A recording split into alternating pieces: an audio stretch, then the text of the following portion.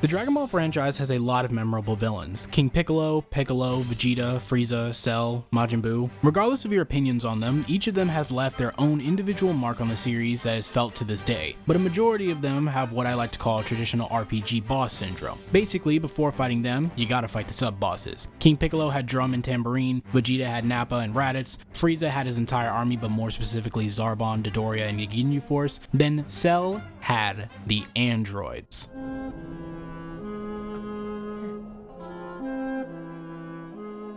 A young man with long black hair and a scarf tied around his neck. 17, just as you described. And 18, female, blonde, not unattractive. Are these smirking children the androids who traveled back in time to warn us about Trunks? Yes. Wait, those two are 17 and 18? But they're just... Just because they look harmless doesn't mean you can let your guard down. Those are the worst villains the Earth will ever know. The androids are definitely some of the more unique villains found in Dragon Ball because they aren't the cold-blooded killers they were made out to be. Sure, their strength is terrifying and perhaps wanted to kill Goku before anyone else. However, this notion of their ruthless, uncaring attitude towards life is completely subverted because of their passive and reactive nature. This is especially interesting when you look back at how many villains received a similar amount of build-up towards making them feel dangerous. The Saiyans were purely evil and killed a lot of people, Frieza was purely evil and killed a lot of people, Kid Buu was evil incarnate and killed a lot of people. Obviously, these are gross oversimplifications of who these characters are, but come on.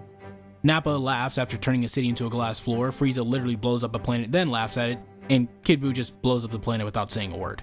Even Cell isn't immune to this morally reprehensible behavior as he kills and absorbs multiple people throughout the two sagas he's present in. Then there's the androids who don't kill anyone during their time as central villains.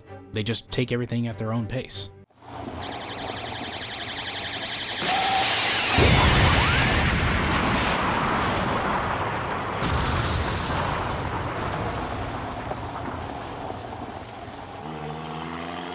This is the exact moment I knew the androids were just different.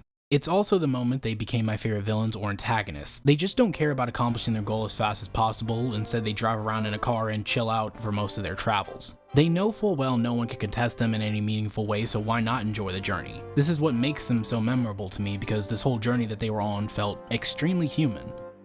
Minus the whole quest to kill Goku, obviously. They subvert not only the audience's expectations, but also the characters in the story, especially Trunks. Speaking of which, they really cement how much Trunks changes the timeline. If you believe the whole butterfly effect theory for why the androids are different in the present timeline, then Trunks just by being there not only saved Goku, but millions of people including the Z Fighters. Because Goku was comatose at this point, he is effectively dead, making it easier for the androids to eviscerate anyone who stood in their way. Moreover, Android 16 was around the strength of a newly powered up first form Cell, so even if the Z Fighters managed to defeat 17 and 18, 16 would have destroyed them. Also, unlike many other Dragon Ball villains, they show a human side to them too. 16 loves life, 17 wants to be a park ranger, which would have been awesome if he and 16 guarded an island together in Super. Would have been super cool.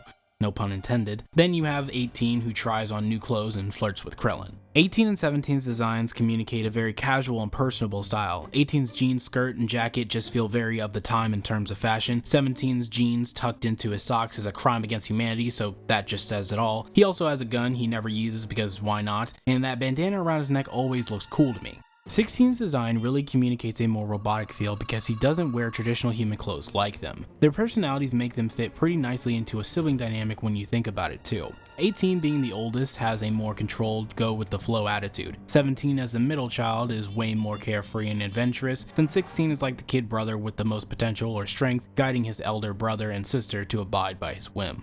I'm pretty sure I get this family dynamic because of 17 and 18's actual familial connections, but it gets pretty interesting talking about them in the context of this analogy once you talk about Cell. Logically speaking, he is the youngest of the androids, and much like a normal family, older siblings pave the way for their younger siblings to reach their amazing potential or future much easier. There isn't much to say about 18 and 17's future counterparts. While they share some attributes, it's clear they are totally different characters. If you ask me, it's a matter of the monster and human side on full display here. The expectation versus what actually happened. That's not to say 17 and 18 in the present timeline wouldn't have committed these atrocities after murdering Goku anyway, but based on what we saw from them, I don't think they would have. Overall, these characters are just some of my favorites. I love them through and through. Also, 18 breaking Vegeta's arm is the most iconic moment in the entire Android saga bar none. And that's all I have for today. Thank you very much for watching, stay safe out there, and have yourselves a damn good one.